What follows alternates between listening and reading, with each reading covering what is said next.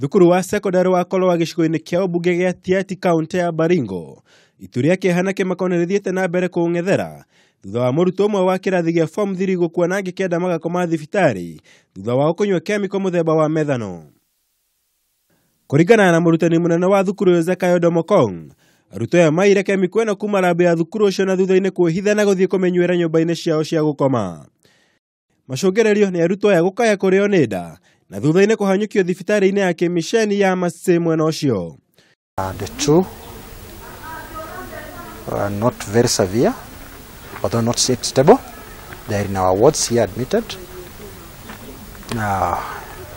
They are under medication. They have been given ethanol, which is an antidote to methanol, and we hope that they are going to recover in due course and be stable. Atatu arutwo aria manyuire chemical ino itari ningie makirikana gukorwo mari hatikaini kuria acio angi matari hatikaini nene kuona ni maringitie chemical ino mbere ya kumenyua. Ngiribotera Kameme TV, gicigo-ini wa Gunya.